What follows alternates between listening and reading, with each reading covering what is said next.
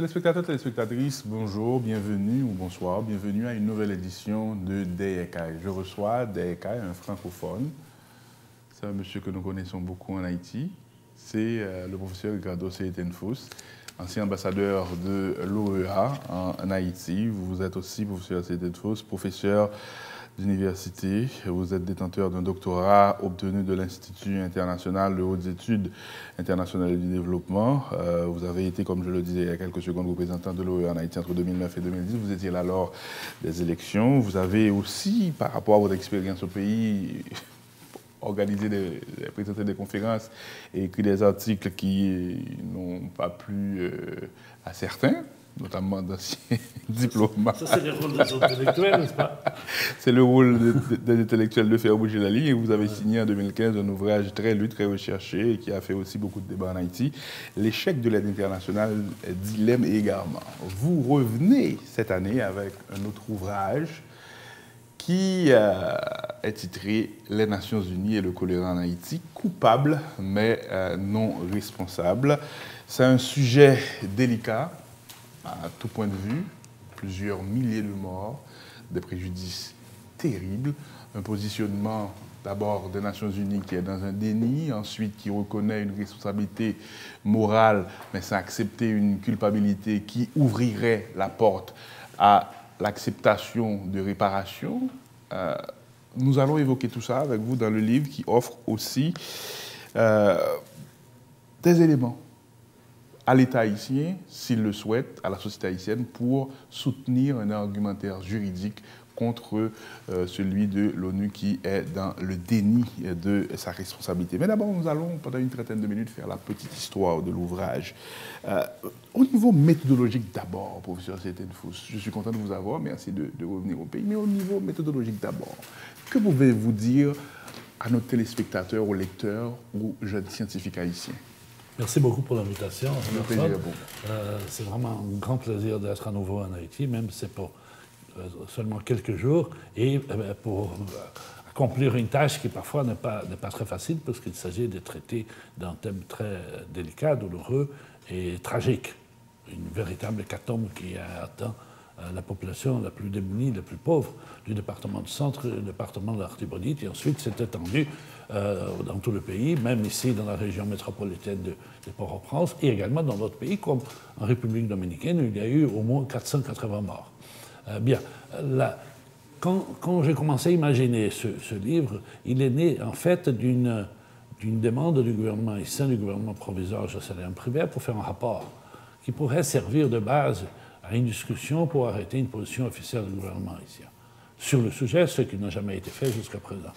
Donc j'ai fait ce rapport, j'ai rendu ce rapport, et ce rapport jamais publié? Non, n'a jamais été discuté, jamais été publié, jamais été remercié. Enfin, voilà. Donc, ni vu ni connu, et je me suis dit, qu'est-ce que je vais faire à présent? Parce que je ne peux pas simplement faire un rapport et qui a demandé pas mal de recherches. Et alors, j'ai décidé de m'adresser, déjà que je ne pourrais pas m'adresser aux différents gouvernements haïtiens, au peuple haïtien, au lectorat haïtien. Et alors, j'ai conçu ce livre.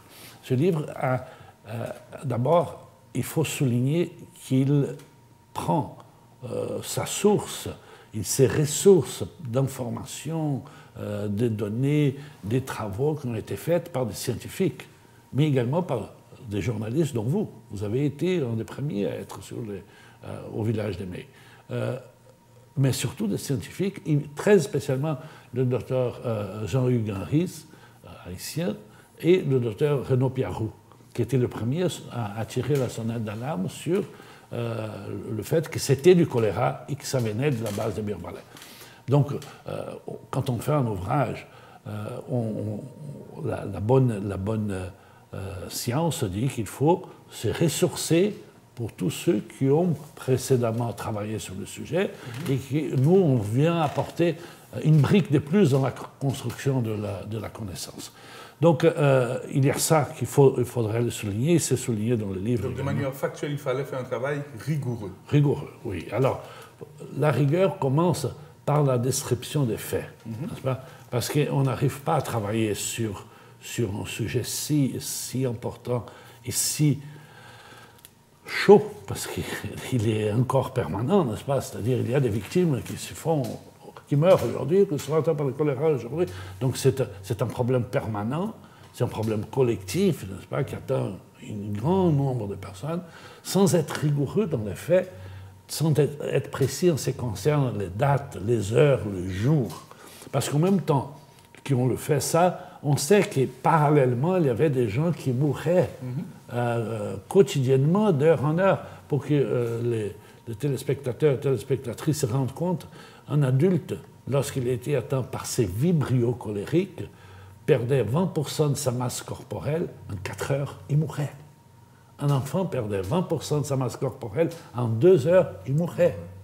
Donc il y a des milliers d'Haïtiens et des Haïtiennes qui habitent dans les mornes du département du Centre, mais également dans la vallée de l'Artibonite, qui ont été atteints par ce virus inconnu en Haïti, parce qu'on n'avait jamais eu de choléra en Haïti, traître extrêmement violent, et les gens sont morts sans savoir pourquoi et sans pouvoir avoir la possibilité de chercher de secours. Donc les faits sont très importants. Lorsqu'on définit les faits en droit, on commence déjà à définir qui est la victime et qui est le bourreau, qui est le coupable et qui est l'innocent. Donc les faits ont été décrits d'une façon précise et en suivant une ligne du temps.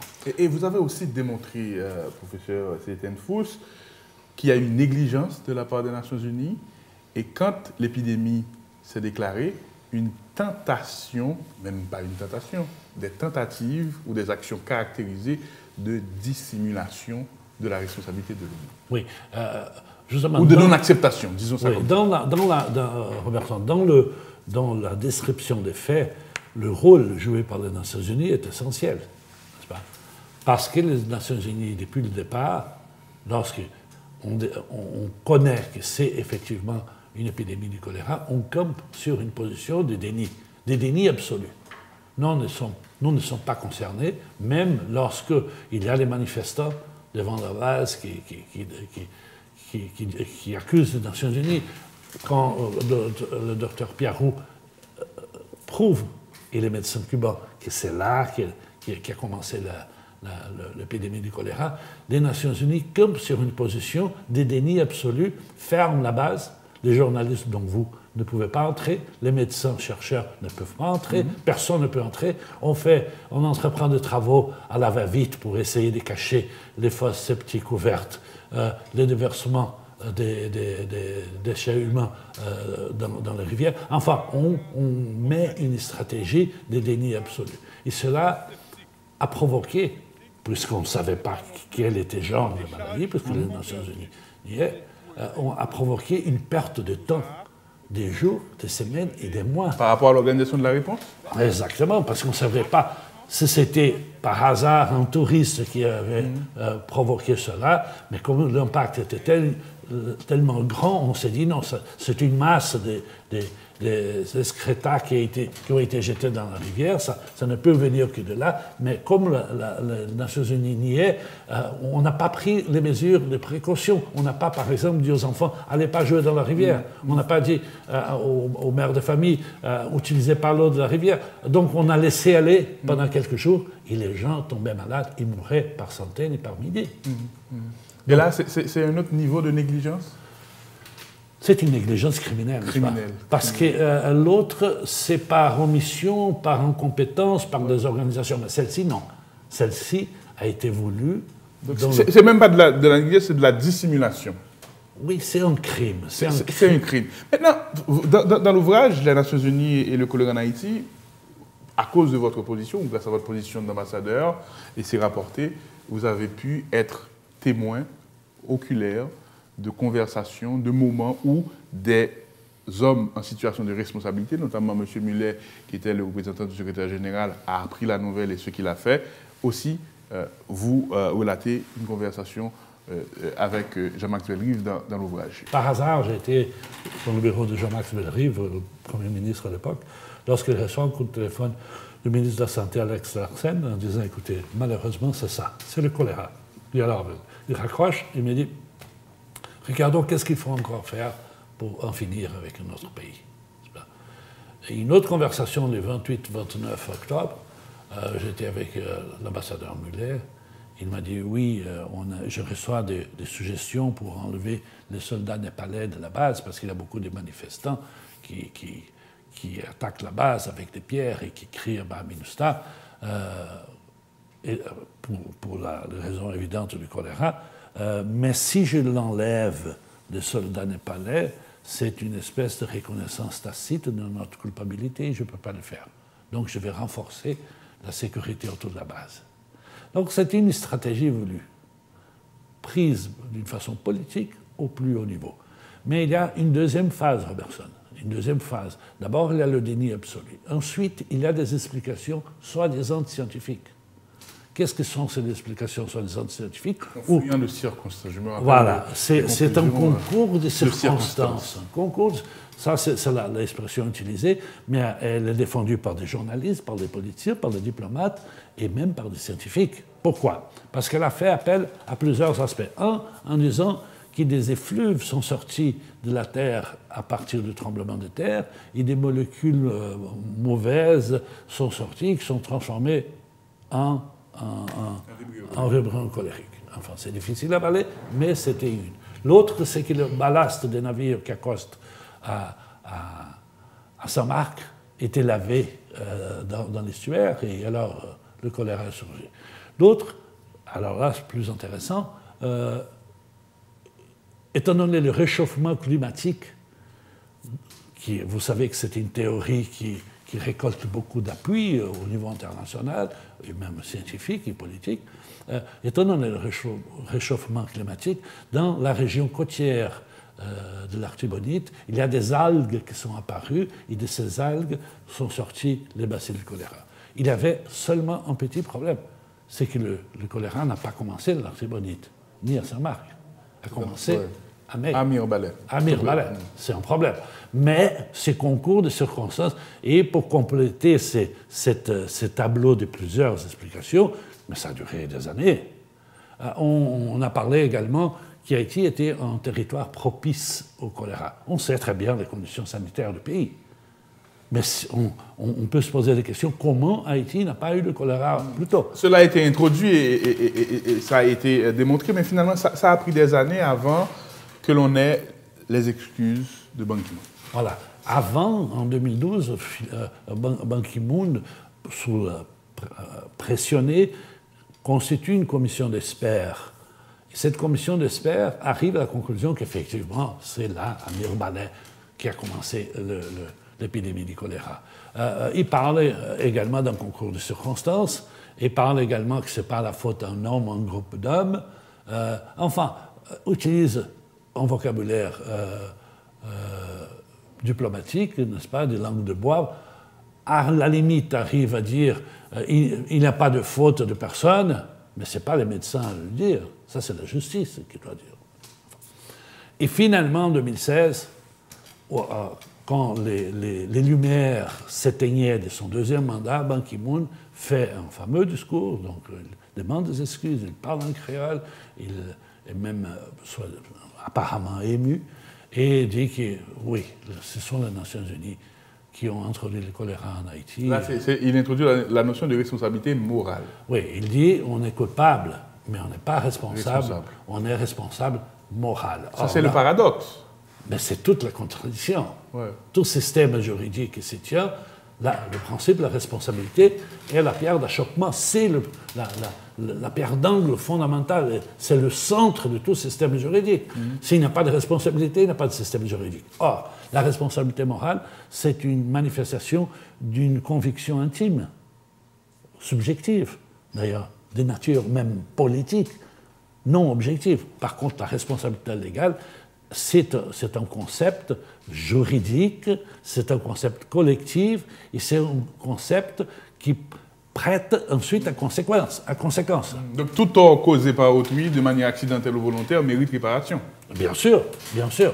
Et alors, pourquoi il dit cela? Il dit cela parce que les Nations Unies, les activités des Nations Unies en Haïti sont couvertes par la Convention de Londres de 1946. Là, avant d'y arriver, justement, à la page 100 27 de l'ouvrage, vous donnez ce que l'on pourrait dire des éléments à un argumentaire juridique si le gouvernement haïtien a souhaité ou souhaitait justement attaquer l'ONU. Et là, c'est la responsabilité légale des Nations Unies. Et vous revenez à l'accord de siège et à la signature de ce texte qui est pratiquement qui est inexistant parce que la personne qui a signé, c'est l'ex-premier ministre Gérard Latortue, qui fait qu'il y a vice de forme et inexistence de statut légal à la présence de la ministre en Haïti pendant toutes ces années.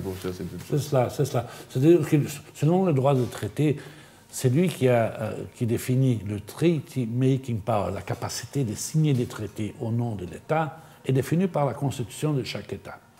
Or, la constitution d'Haïti définit que c'est le président de la République, d'une façon exclusive. Il a le monopole. Exclusif. Exclusive. Il a le monopole avec la ratification du Parlement qui doit signer les traités internationaux.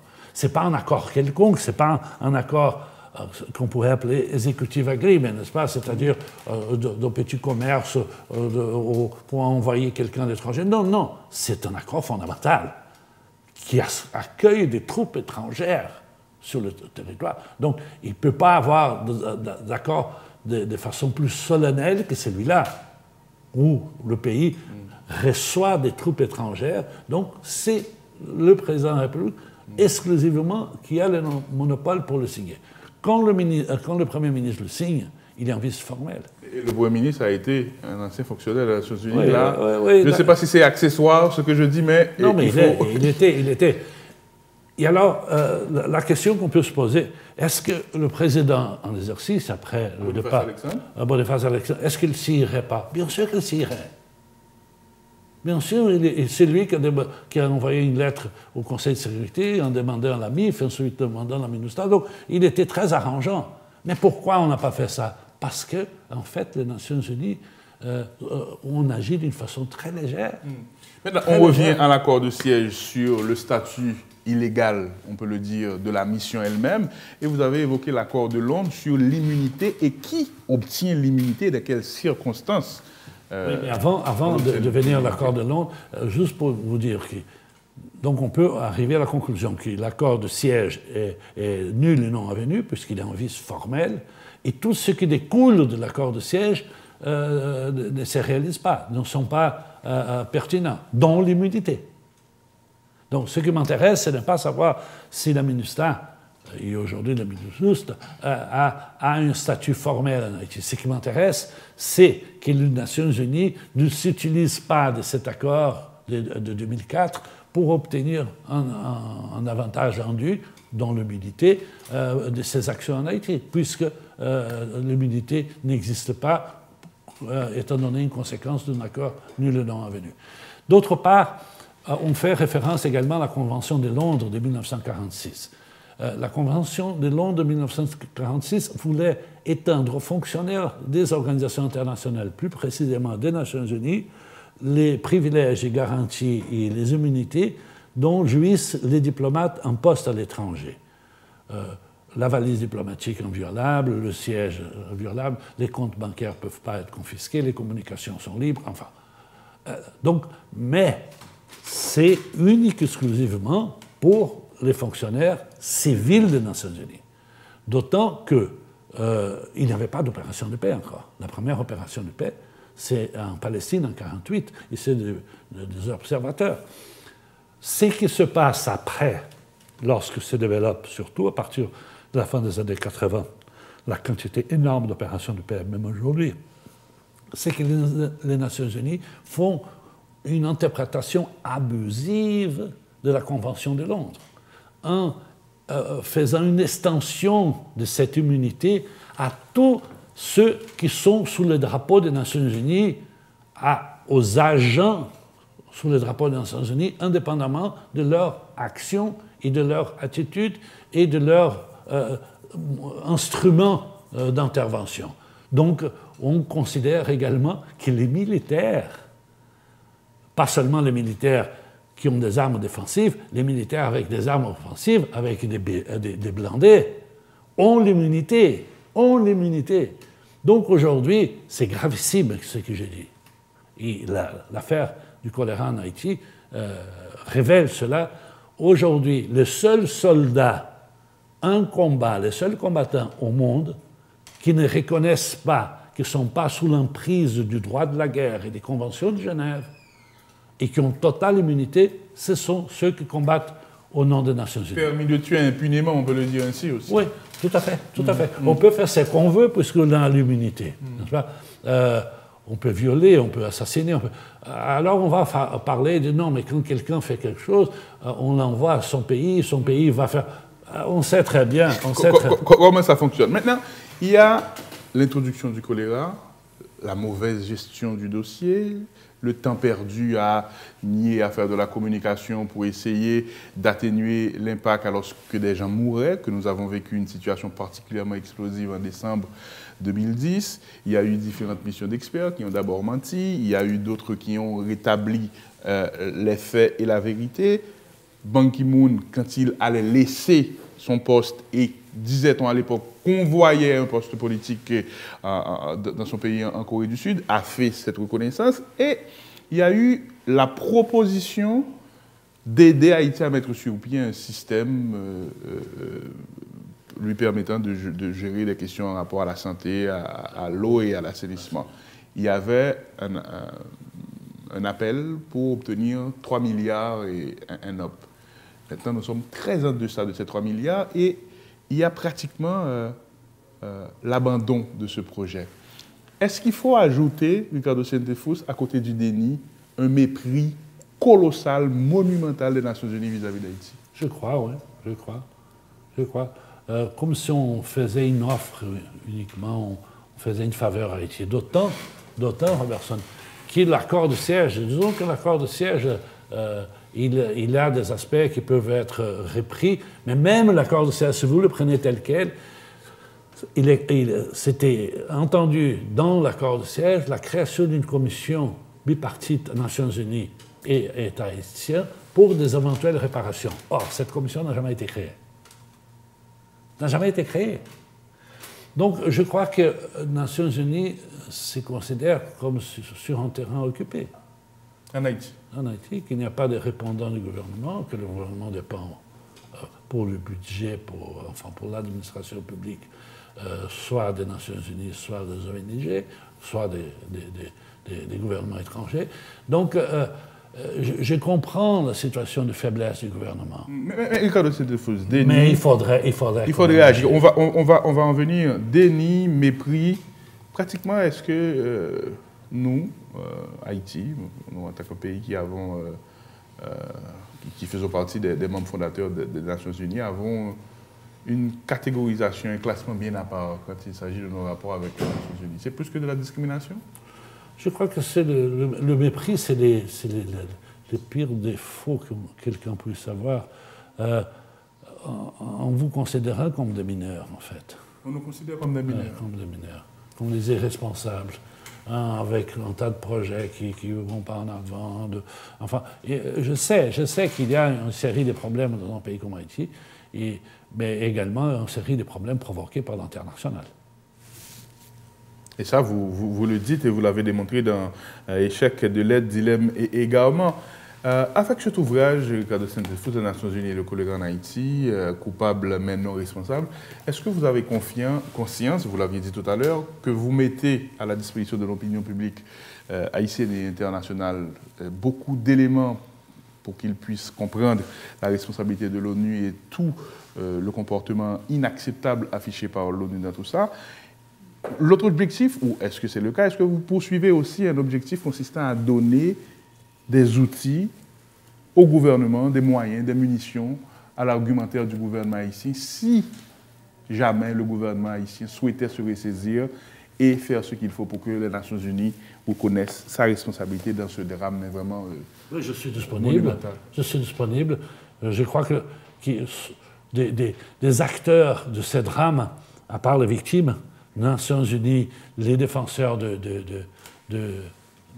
familles des victimes, il manque un troisième, c'est l'État haïtien.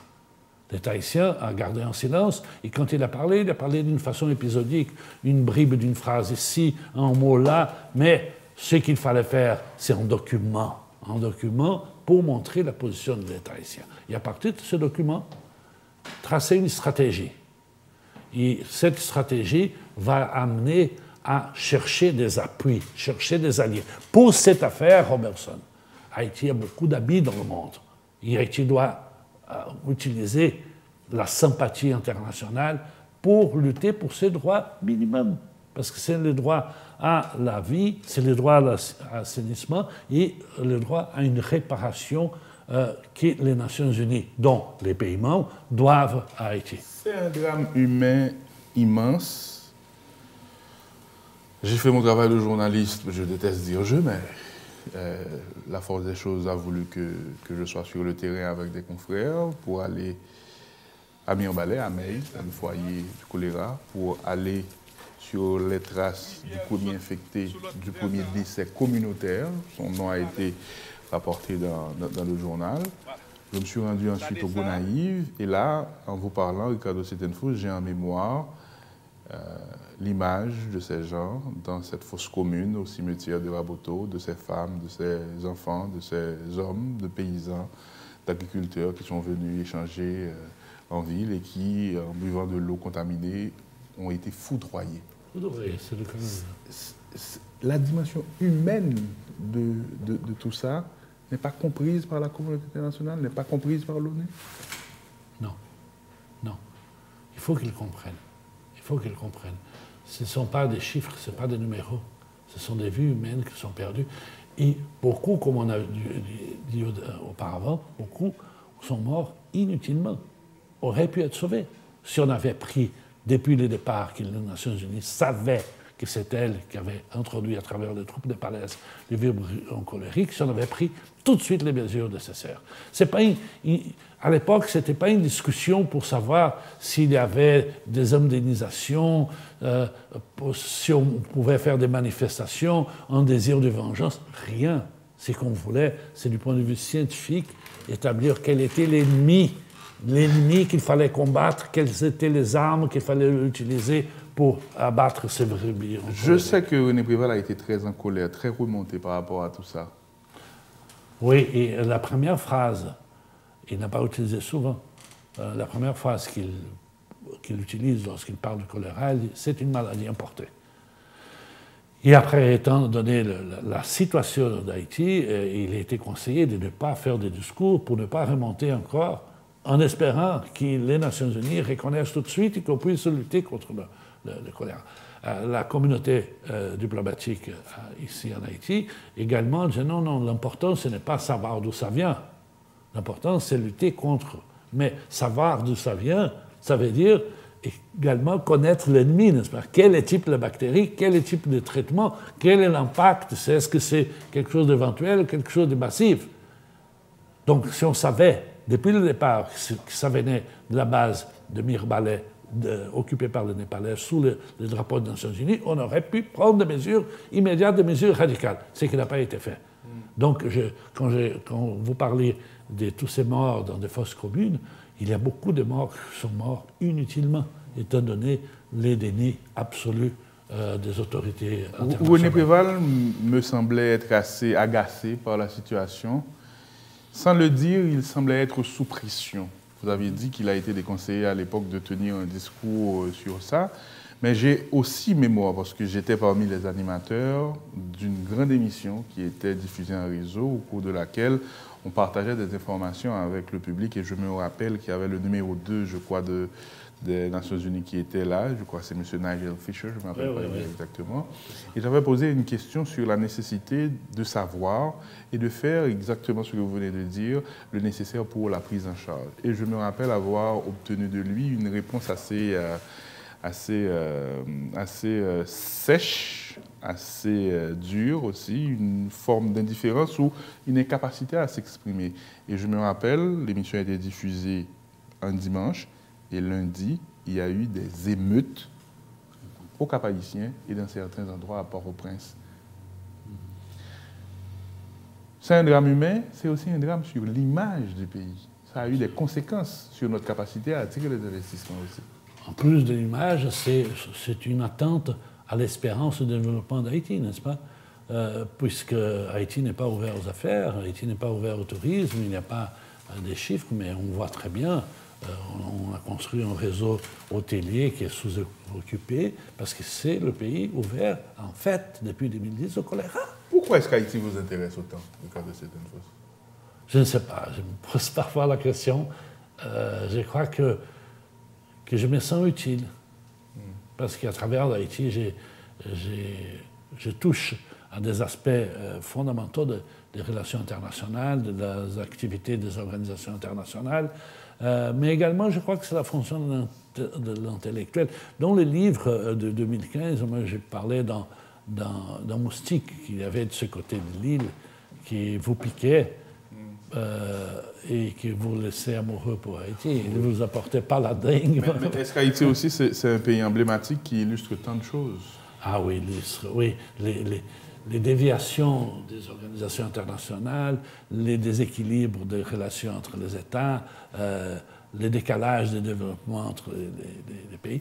Et parce que... La malchance aussi d'avoir un tremblement de terre, et l'année même du tremblement de terre, d'avoir un choléra introduit par les Nations Unies qui est venu nous aider. Et qui a tué 50 000 personnes, et avoir la malchance également d'avoir des élections truquées à la fin de l'année. Vous voyez, c'est une année terrible. L'année 2010, c'est une année terrible. Moi, j'ai complété la deuxième année en Haïti. J'allais rester jusqu'à que soient proclamés les résultats. Lorsqu'on m'a demandé de partir, n'est-ce pas, parce que j'avais des positions qui ne plaisaient pas à certaines personnes, dont celle de ne pas permettre qu'on expulse le président Préval du pouvoir. N'est-ce pas? C'est que j'ai empêché par mon attitude. Vous avez empêché ça et c'est expliqué, vous l'avez toujours dit, et je crois, si ma mémoire est bonne, on vous voit aussi dans le documentaire de M. Peck. Oui. Vous avez rendez-vous avec vos lecteurs où? Demain, au Mopana. Demain, jeudi, de 10h à 17h, c'est le dernier rendez-vous que j'ai avec mon éventuel lectorat. Et j'espère les rencontrer au Mopana. Vos lecteurs viendront en masse, vous vous retrouvez au Champ de Mars. Vous avez été décoré par le président René Préval et ce qui a été dit dans cette plaque vous marque à vie. Qu'est-ce qui a été dit dans cette plaque et pourquoi cela vous marque à vie? Parce que les décorations, on ne les demande pas. On les mérite. On ne pense même pas. Il y a un jour, quelqu'un, comme le président Préval, et j'ai été décoré, j'étais ému. Il m'a dit, parce que tu es un grand défenseur de la dignité du peuple haïtien. De la dignité. Oui. C'est sur le diplôme. Et je les garde vraiment. Plus que je les garde, je les tiens au corps, dans mon cœur. Dans votre cœur. Je suis content de vous avoir eu sur ce plateau. Rendez-vous donc avec Ricardo Cienfuegos pour la signature de son dernier ouvrage, Les Nations Unies et le choléra en Haïti, coupable mais non responsable. Et c'est un travail. Édition C3 Édition chez Fred Brutus qui fait un travail extraordinaire. Merci beaucoup de le préciser. J'ai eu beaucoup de plaisir, comme d'habitude, à converser avec vous. Nous allons continuer à rester en contact, à vous suivre. Et j'espère que d'autres éléments pourront aider Haïti dans cette plaidoirie. Il y a eu, à travers Mario Joseph du Bureau des avocats internationaux, des actions intentées devant des juridictions américaines, un tribunal, je crois, à New York. Qui a débouté la demande, n'est-ce pas? On pense maintenant au tribunal ici. Mais en fait, c'est un problème de haut niveau politique. C'est ça qu'il faut comprendre. C'est l'État haïtien qui doit... C'est l'État haïtien. C'est l'État haïtien avec dignité, avec responsabilité, faire ce document, définir des stratégies et chercher des alliés. Un autre poids que l'État haïtien se décide à défendre ses citoyens par devant l'ONU, une organisation que l'État haïtien a participé à la création. Mais je voulais, avant d'en finir, te remercier de l'invitation, mais dire aussi que ton travail était au premier loge avec d'autres collègues et ils ont été très utiles pour faire ce livre. Parce que tu as vu une visu ce que se passait. Je vais intégrer aussi au montage des images de la situation au Gonaïves pour que les gens puissent comprendre. Je souhaite finir l'interview en vous donnant l'opportunité de vous adresser au président Jovenel Moïse par rapport à ce dossier. Si vous regardez cette caméra-là, vous vous adressez au président Moïse sur ce dossier. Que lui diriez-vous? Non, j'ai déjà tout dit, n'est-ce pas, Monsieur le Président Jovenel Moïse. Je crois que l'État haïtien, à travers votre gouvernement, a une occasion unique de prendre une position à travers un document équilibré, un document responsable, un document digne, qui établisse les faits, qui établisse également une stratégie, qui identifie les éventuels alliés dans cette lutte qu'Haïti aura à mener pour l'État haïtien, mais également pour les familles des victimes. Il ne faut pas méconnaître que pour cette histoire, Haïti aura beaucoup d'alliés dans le monde. Et c'est seulement à travers cette stratégie que les Nations Unies vont devoir prendre les mesures qu'il faut qu'ils prennent, soit d'indemnisation individuelle, soit des travaux collectifs. Donc je vous invite à faire le nécessaire en tant que le premier entre tous les Haïtiens, comme le président de la République. Voilà, merci beaucoup, professeur. Bon retour chez vous, joyeux Noël et bonne année. Merci beaucoup. Merci. À une prochaine. M'espérons en Haïti bientôt. D'accord. Merci beaucoup. C'est là de mettre en bout dans l'édition ça. Nous avons rendez-vous dans l'autre. Et bien là, pas laguer, pas oublier. Ouvrage ou acheter pour fin d'année. Pour prendre qui choisit. Bye bye tout le monde.